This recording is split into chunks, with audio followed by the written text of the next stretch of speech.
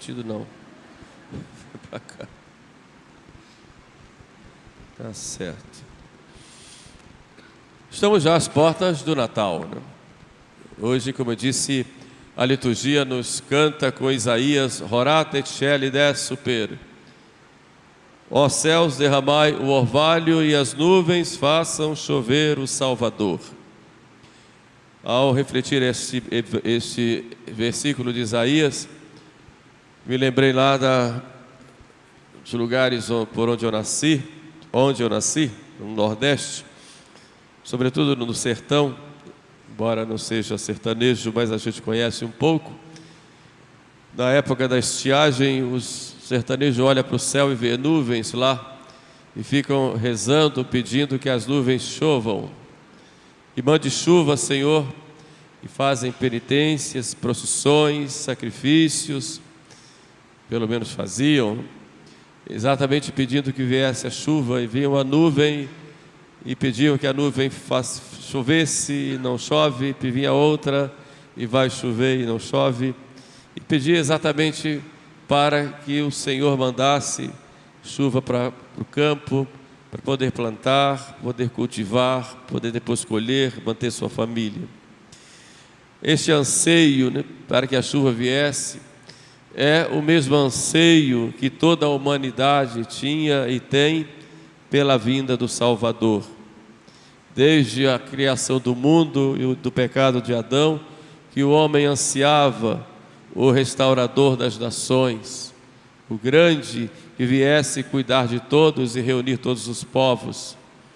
O mesmo povo hebreu, as profecias eram várias que ansiavam: as nuvens façam chover o Salvador, desça do céu o Salvador para nós. Esse desejo do Salvador é inerente a todo o gênero humano. Nós precisamos de Deus, e Santo Agostinho nos diz que nosso coração anda inquieto enquanto não encontra repouso em Deus.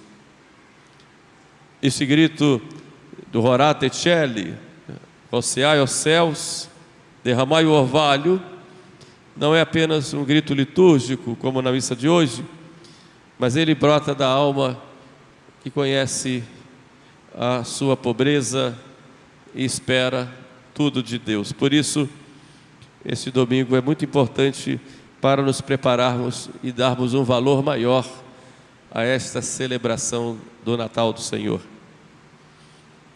Subirei ao altar de Deus, ao Deus que alegra a minha juventude. Por isso vou fazer hoje nessa homilia uma reflexão em 3 pontos para que vocês possam guardar bem. Primeiro, vejamos o que é esse Horat et Sheli, esse desejo profundo da alma que espera o Salvador. Olhemos depois a figura de João Batista, que nos chama à conversão, e por fim o exemplo pronto daquela que espera e que é atendida, Maria Santíssima. O primeiro movimento espiritual da nossa vida cristã é alimentar o desejo de Deus. Nós precisamos desejar a Deus constantemente. Podemos até cair muitas vezes, mas não podemos perder esse desejo. E a sociedade moderna procura reprimir esse desejo em nós. Mesmo nas festas litúrgicas, vamos ver hoje um culto, por exemplo, ao consumismo. O Natal é substituído como festa do Senhor para a festa do Papai Noel, a festa das compras, de muita comida, de muitos passeios, a festa de gastar logo o 13º que se ganhou, e tantas coisas vão substituindo aquele que é o principal, que é Deus que se fez homem, Deus que veio habitar entre nós. Isso como que reprime, ou aniquila, ou neutraliza aquele desejo que nós temos de Deus. Podemos até muitas vezes cair e caímos, mas o desejo de Deus nós nunca podemos perder. Este é o primeiro movimento que nós devemos alimentar em nós. Primeiro movimento espiritual, desejar a Deus constantemente. Minha alma tem sede de vós, dizia o salmista Davi. Minha carne por vós deseja como a terra ressequida, como a terra árida e sem água. Assim a minha vida, assim eu desejo, eu espero em vós, Senhor. Espero, desejo e quero. Deus evidentemente nunca força a sua entrada no coração humano, mas Ele se oferece como um orvalho suave, não como uma tempestade, a toda alma que o deseja. E notem que Deus vai suavemente, através de uma palavra, através de uma atitude, através de um acontecimento, Deus vai nos sondando, vai nos chamando, vai nos alimentando na vida espiritual, mas sobretudo vai entrando na nossa vida.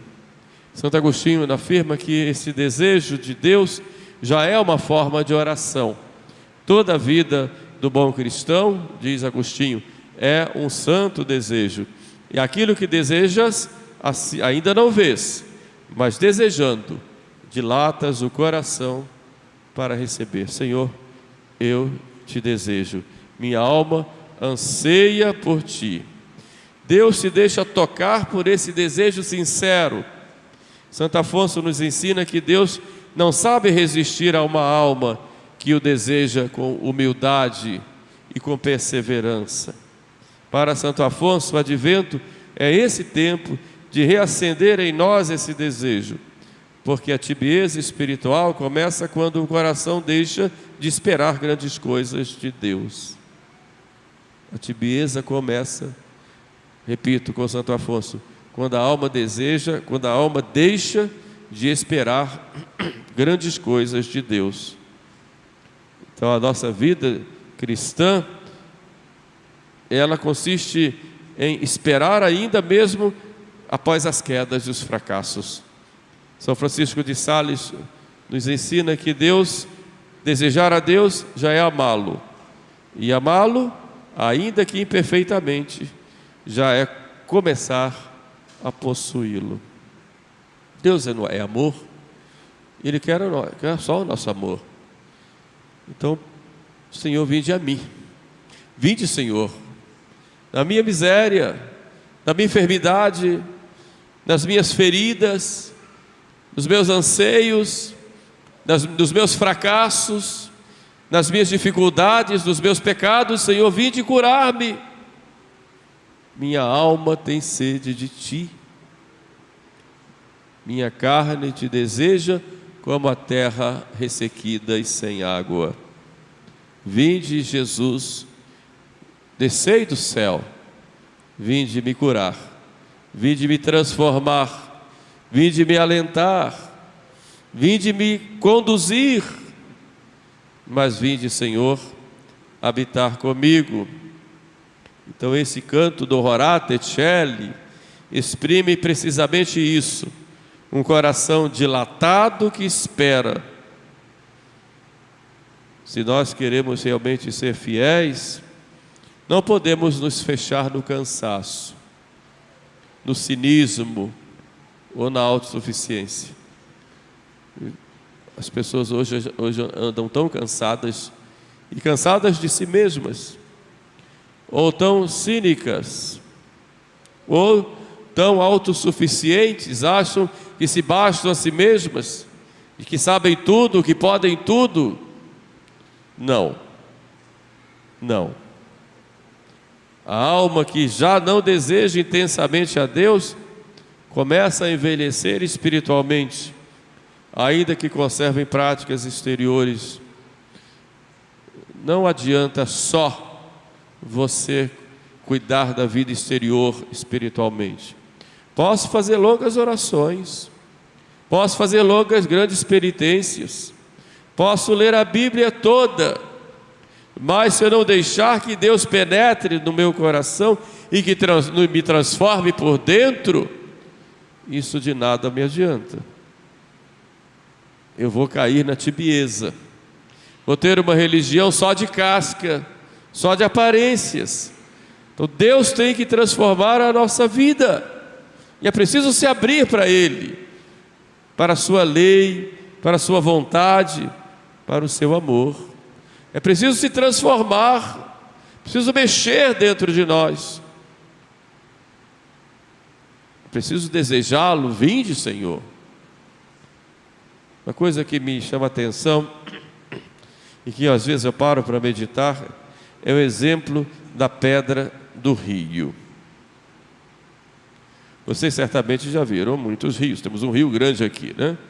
Mas um rio que corre como uma cachoeira. E lá tem muitas pedras, né? E você pega uma pedra daquela que está envolvida com água, dia e noite com água, molhada. Tira aquela pedra e quebra a pedra. E a pedra dentro está seca ou está molhada? Está seca.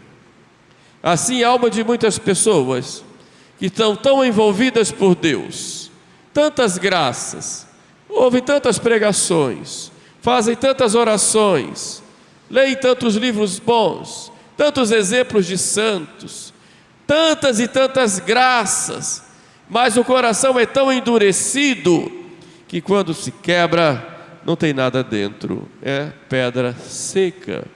Não deixe o amor de Deus entrar. O orgulho impede a pessoa, a sua autossuficiência impede, os seus vícios impedem, enfim, a pedra tão envolvida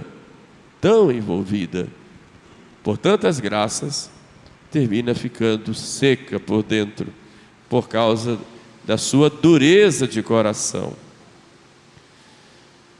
É isso que diz Dom Chotar, que a alma que já não deseja intensamente a Deus começa a envelhecer espiritualmente, ainda que conserve as práticas exteriores. Não frutifica, mesmo rodeada de graças. Olhemos em segundo lugar a figura de João Batista. É exemplo do jovem austero e que prega e vive uma conversão verdadeira. O Evangelho hoje nos coloca diante dele como modelo de uma juventude radicalmente entregue a Deus. Ele ensina que não há advento verdadeiro sem conversão real. E essa conversão deve acontecer sem dureza, sem desespero, mas com decisão. Outra coisa que me chama a atenção também são aquelas pessoas que dizem que já se converteram. Antes da minha conversão, depois que eu me converti, e muita gente usa essa expressão bonita, mas é preciso tomar um cuidado, porque a conversão, ela é contínua. Não é o fato de você ter se convertido que você está consumado na graça. Você pode cair. Quem está de pé, cuide que não caia. Vocês se lembram daqueles 3 apóstolos que estavam lá no Horto das Oliveiras com Cristo. 3 anos de convivência, de graças, mas naquela hora dormiam. Não puderam vigiar com o nosso Senhor, que sofria. E qual foi o conselho que Jesus deu? Vigiai e orai. O espírito está pronto, mas a carne é fraca. Portanto, vigilância e oração, porque a conversão, ela é contínua e ela só termina na hora da morte. Não posso dizer, eu estou convertido e não vou cair. Repito com São Paulo, quem está de pé, cuide que não caia. Essa conversão deve ser firme, sem dureza, sem desespero, sem escrúpulos. Consciência escrupulosa é doente. Tudo é pecado. E ao contrário da consciência laxa, que diz que nada é pecado. É preciso ter um equilíbrio. Mas é preciso buscar essa conversão sem inquietação, sem alvoroço, a inquietação, o alvoroço, a instabilidade, a ansiedade, e tudo isso é um terreno fértil para o demônio agir. E ninguém pode tomar decisões estando inquieto ou estando num estado de instabilidade. Não. É no estado de calma que se decide. Não no estado em que você está altamente emocionado. Não. Nessa hora não se decide nada, porque você pode decidir errado. Santa Teresa de Jesus nos adverte: Deus não se cansa de se dar a nós. Nós é que muitas vezes nos cansamos de pedir. Para ela, endireitar os caminhos, como fala São João, não é buscar uma perfeição imediata, como alguém que quer ganhar o tempo perdido, mas retirar os obstáculos principais em nossa caminhada de fé. Se eu quero pegar um terreno para plantar, a primeira coisa que eu tenho que fazer é limpar o terreno. Vou tirar lá as pedras, os espinheiros, vou arrancar o mato, inclusive cavando para tirar as raízes daquele mato para não brotarem de novo. Depois sim é que eu vou plantar. Na vida espiritual também é assim. Eu vou arrancando os obstáculos para que a graça venha. E que obstáculos são esses? O apego ao pecado é um obstáculo. Acontece de pecar, mas nunca se pode se apegar a ele. Não se apega ao pecado, continue lutando sempre. O amor próprio, coloque-se sempre no lugar de Deus. Não, substitua esse amor próprio pelo amor de Deus. Falta de oração, quanto tempo se perde? Hoje, não tenho tempo, mas quanto tempo se perde? Nós não sabemos gerenciar nosso tempo hoje. Nos dispersamos facilmente. Todos temos dificuldades de concentração porque perdemos o hábito de nos concentrar. Porque perdemos tempo com futilidades. Então coloque a oração na sua vida. Coloque substitutivos, ou reze, uma boa leitura, ouvir uma boa palestra espiritual ou teológica, catequética.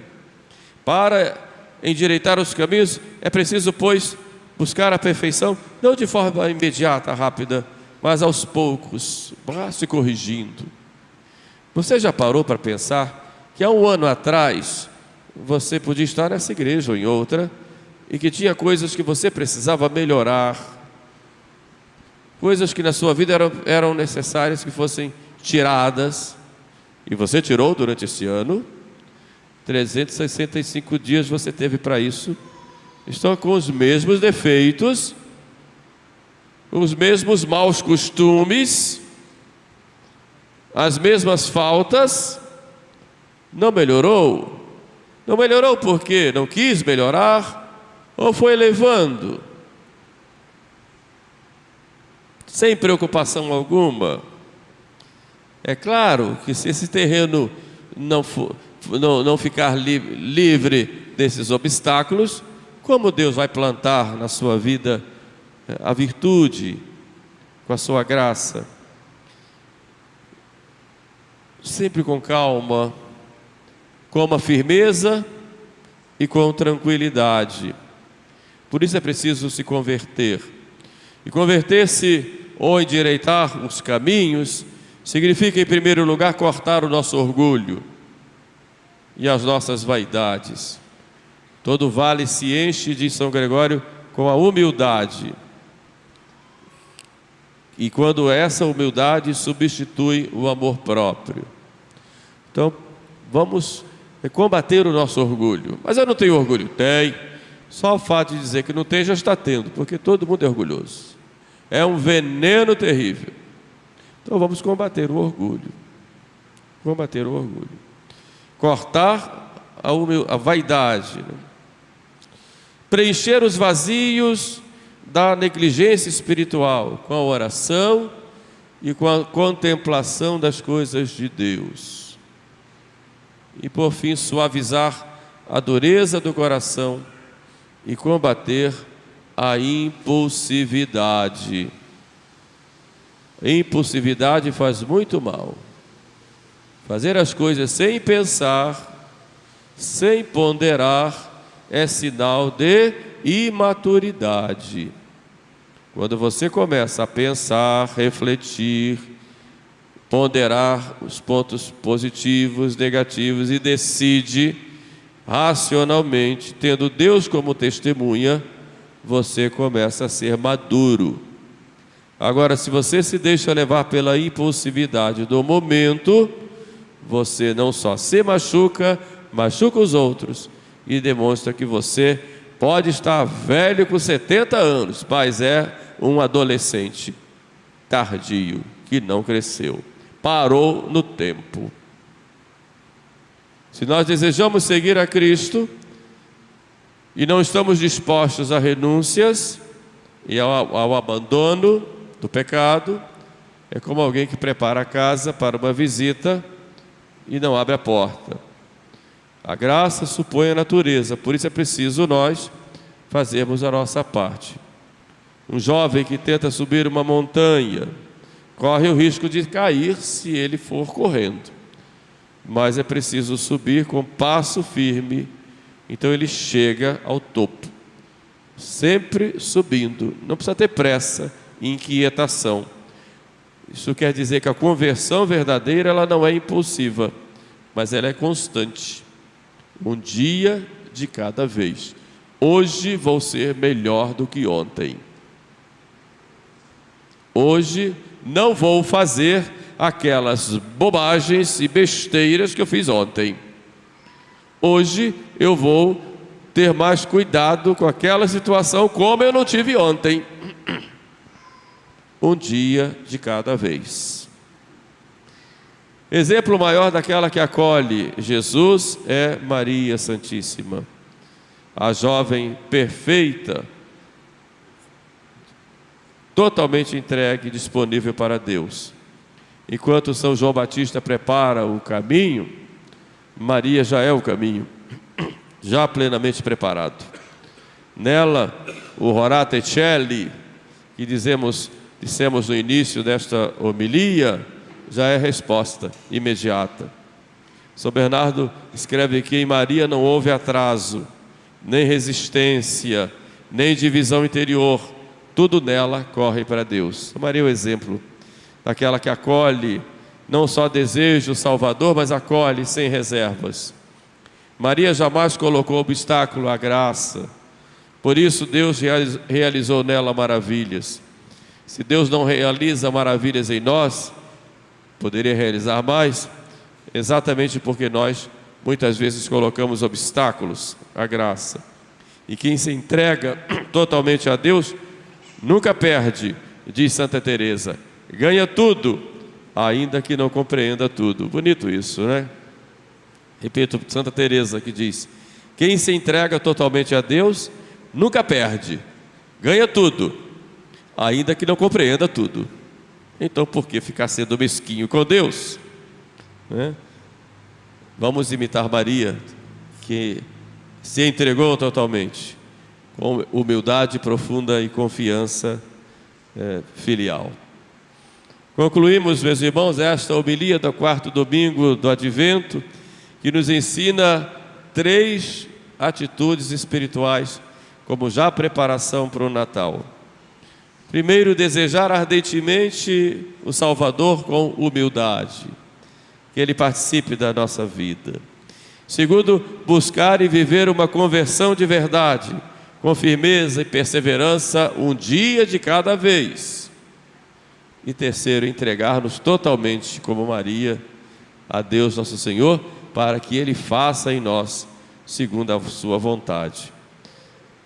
As vésperas do Natal, que o Senhor nos renove todos os dias e sejamos capazes de esperar, de mudar e de acolher Jesus que vem. E que Ele encontre em nosso coração aquele lugar onde Ele possa repousar e habitar em nós. Louvado seja nosso Senhor Jesus Cristo. Para sempre seja louvado.